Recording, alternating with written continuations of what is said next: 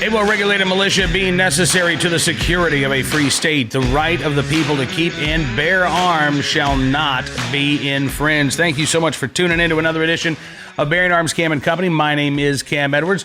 We're going to be talking in just a few minutes with the South Carolina school board member who says she wants to be able to change state law, actually, so that she and other concealed carry holders can lawfully carry at public meetings. This all came about after they nearly pulled the contract for the local sheriff's office to have a deputy come out and provide armed security for their school board meetings, which would have left them completely defenseless. But we do have some breaking news to get to. You know, today in Las Vegas, March for Our Lives and Giffords holding a 6-hour forum on gun control. There were supposed to be 10 candidates taking the stage. There will be 9 taking the stage today. Bernie Sanders, hospitalized after experiencing chest pain, had 2 stents put in. According to his campaign, they say that he is resting comfortably, but that his schedule has been cleared for the immediate future. And so no Bernie Sanders at that gun control forum today. We certainly wish Senator Sanders a speedy recovery. So you've got 9 candidates on stage, and many of them are going to be saying very, very similar things, right? All of these candidates support a quote-unquote assault weapons ban. All of them support universal background checks. The devil is in the details. There's not one pro-gun or pro-Second Amendment candidate that's going to be on stage. It's a matter of how they want to go about going after your firearms. And to that end, former Vice President Joe Biden has unveiled an 11-page proposal, which does contain a twist on the banning quote-unquote buyback that we've seen offered by now former presidential candidate Eric Swalwell, as well as Beto, hell yes, I'm coming for your guns, O'Rourke. Under Joe Biden's plan, there would be a compensated confiscation program. So the gun that you legally own now would be banned if it is a quote-unquote assault weapon, but you would have a choice, unlike Beto's plan where you turn them in or you become a felon. Here you could turn them in exchange for some money from the government, or you could register your firearm under the National Firearms Act. Yeah, but it's not just your firearm, because not only is this a gun ban, but it's a magazine ban as well. And somehow, Joe Biden and his team doesn't really explain this. Somehow, they want you to register your magazines that you can hold more than 10 rounds under the National Firearms Act, or you got to turn those in as well in exchange for some cash. Now, given the fact that some estimates are that there are as many as 1 billion of these magazines in this country, Joe Biden doesn't really get specific about how he's going to pay for this. A campaign spokesman said that the super wealthy and the corporations would pay their fair share, which is just absolute gibberish. It means nothing in terms of the price tag for his proposal. In addition to the registration ban and quote-unquote buyback, Joe Biden is calling for a gun rationing scheme in which Americans would not be allowed to purchase more than 1 firearm per month, incentivizing states to adopt gun licensing laws, which are, by their very design, inhibitive of legal gun owners being able to exercise their right to keep and bear arms. Also wants a federal, quote-unquote, lost or stolen reporting requirements. If you don't alert the federal government that your firearm has been lost or stolen, that would be a federal crime. These are very unserious proposals, I have to tell you. I mean, that doesn't mean that they couldn't become law if he's not elected president and the Democrats take the Senate. Dumb ideas can absolutely become bad laws, right? I think we know this by now. So I'm not saying that these are, fantastical ideas that we never have to worry about. Quite the opposite. I think these are stupid ideas that we probably are going to have to worry about at some point in time here.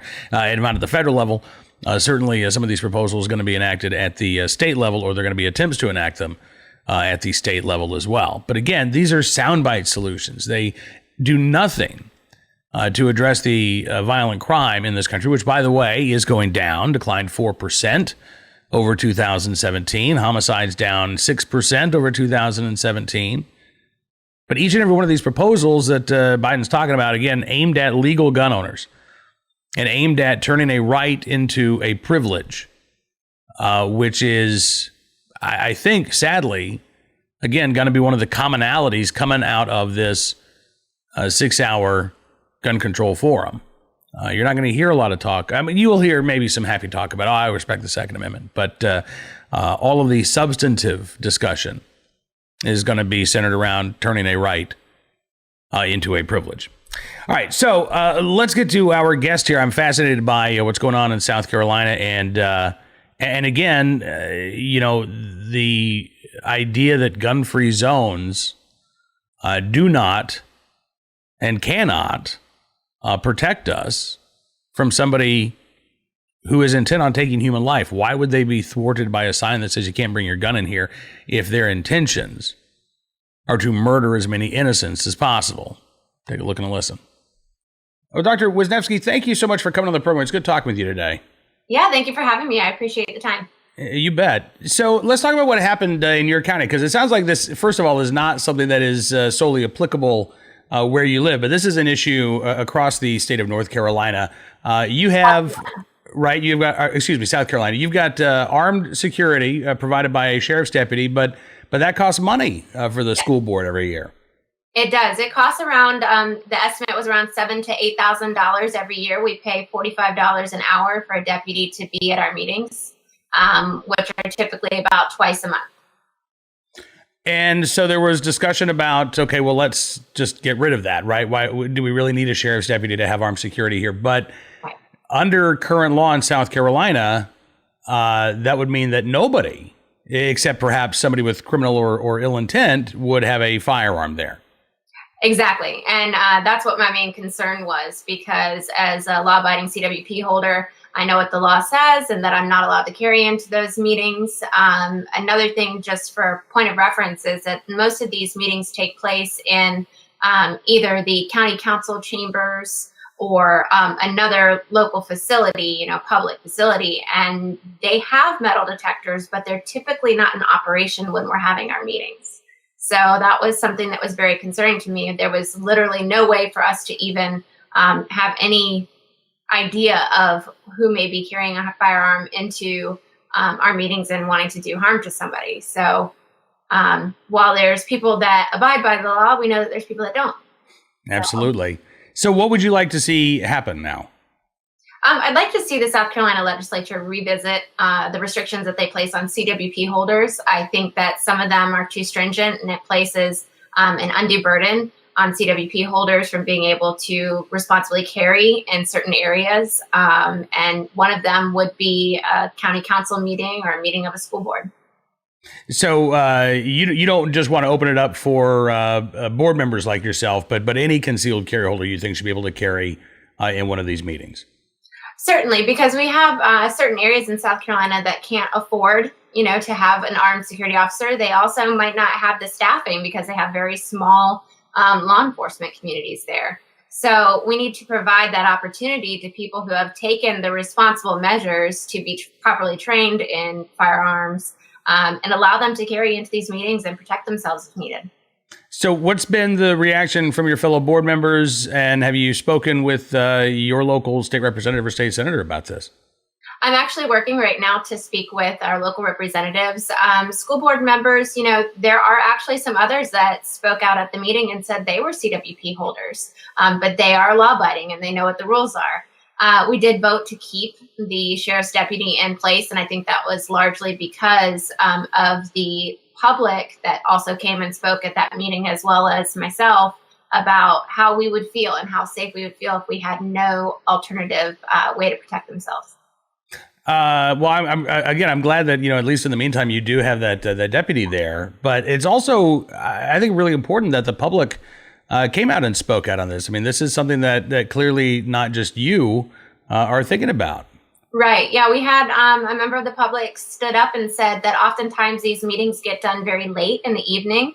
It was a young woman, and she was concerned about her safety just walking to her car. So presently, anybody that is a CWP holder is restricted and has to leave their weapon either at home or in their locked vehicle. And so they're also vulnerable walking to and from the building. Even if there is an armed security guard inside of the building, there's no protection between yourself and the car. Do you see this as a Second Amendment issue, as a personal safety issue, or both? It's definitely both. I think that placing restrictions on people who have taken the measures to protect themselves and are just exercising their right. I certainly don't think that we should be putting restrictions or further restrictions on those individuals. All right. Well, listen, before I let you go, one last question, because I know that I'm going to get asked this by our viewer. Do you have any plans on running for higher office in the near future? Pardon? I'm sorry, I didn't catch you. I said, do you have any plans on running for higher office in the near future?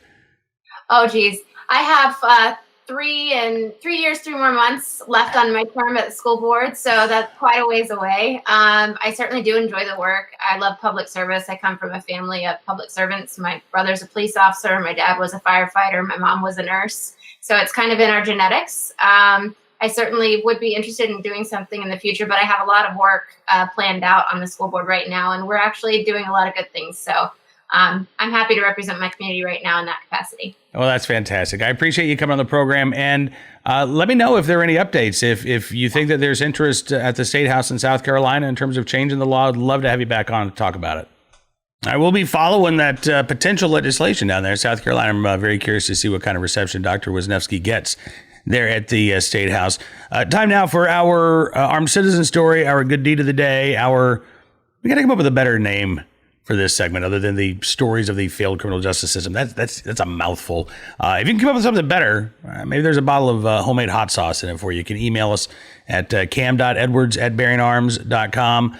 All right, let's get to the story. I got to tell you, man, this is a tough one from Colorado, where this young man, 10-year-old Ty Tesariro, was shot and killed by his dad in a murder-suicide. And Ty's mom says that there were multiple state agencies that she asked for help. There were judges involved, and there were multiple failures on multiple levels by the state that could have prevented this death from ever occurring. First and foremost, Ty's dad, Anthony Tesoro, had actually lost custody of his son, but and his mom, Jing, had asked the judge, please don't let my son stay with him. But the judge said, no, it's okay, anticipating that within a couple of days there'd be an order to remove the child. Instead, less than 8 hours after that hearing, the murder-suicide took place. But as Ty's mom points out, there were multiple orders of protection that had been taken out against her ex-husband. There have been violations of those protective orders against her ex-husband. Nothing ever happened. In fact, the firearms that he owned were never taken, even though under Colorado law, they should have been. And this gets back, I think, to the heart of the gun control debate and what we're going to hear up on stage in Las Vegas today versus the reality on the ground in places like Lone Tree, Colorado. Which is, you can put all the laws that you want on the books, but if you don't enforce them, they don't do a damn bit of good. And gun control advocates seem very, very interested in putting all kinds of new laws on the books, but not so interested in actually enforcing the ones that are already there, or even enforcing the ones that they put there. Anyway, like I said, that one is that's a tough one. Let's get to our armed citizen story of the day from Alabama. I don't have a lot of news on this story. Montgomery, Alabama, where they say a death investigation is underway following a fatal self-defense shooting. It happened Friday afternoon, just before 5:30, according to Montgomery police. They say that a man who had a fatal gunshot wound was found in the street, pronounced dead there at the scene.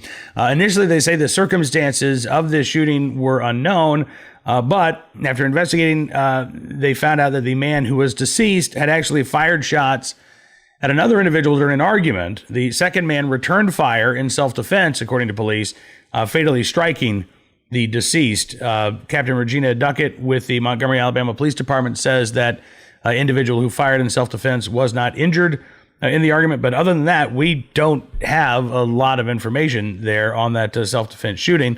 We'll try to find out more info for you and bring it to you in a future program. All right, let's get to today's good deed of the day. Another story from Indiana. I don't know what it is with Indiana law enforcement officers saving the lives of kids, but This is becoming a trend here.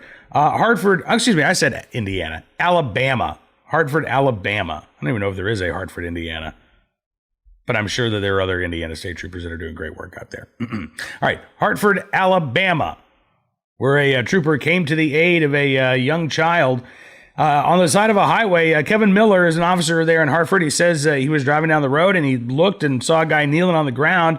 He said, I looked at what he was doing and I saw a little baby. I told my wife, that's a baby. He said, I think they're doing CPR or trying to do CPR on their child. So turned the car around and drove up to where they were on the side of the road. And then he found out there's another problem. He said, I asked a family member, is he choking? Did you give him anything? And the dad or the grandfather said, yeah, we gave him, I think, a little piece of hamburger. After a family member swept the child's mouth, baby began to breathe. So the CPR didn't work. There was, this wasn't an issue where CPR could help. This was more of, getting something out of the throat. Baby, taken to the hospital. Last report was stable. Witness at the scene saw Officer Kevin Miller arrive. Myron Jordan says they're heroes. He says they're awesome people. You don't see that a whole lot anymore. He said there's still people out there that are willing to stop and help regardless of what the situation is. Shania Duffel says, I'm glad he did that. It's a really good job of him doing that. Thank you for saving that baby's life. Officer Miller says, listen, I'd encourage anyone, if they can, to do anything that they can to get out and just help. He says somebody just standing by in support. So there you go, in the right place at the right time, willing and able to do the right thing. Officer Kevin Miller, we thank you, sir, for your very good deed. That is going to do it for this edition of Bearing Arms Cam & Company. Coming up on tomorrow's program, we're going to break down that 6-hour gun control debate, or I'm sorry, not a debate. That might actually be a little more interesting. A 6-hour gun control forum. Pay close attention to what Elizabeth Warren says today. I think with Bernie Sanders' health troubles, she is probably going to see a bump in her polling and will be the clear front runner here, eclipsing Joe Biden before long. A new national poll out today already shows her ahead of Biden by about 3 points. I would expect those numbers to go up now that Bernie Sanders has, at least temporarily anyway, suspended actively campaigning as he recovers from having a couple of stints put in. So with Elizabeth Warren, getting, I think, a lot of the spotlight, watch again and pay very close attention to what she has to say at that forum. We will also be talking with Dave Kopel, research director at the Independence Institute, about the New York City case, the New York State Rifle and Pistol Association versus New York City. And we might tomorrow actually hear from the Supreme Court about that case.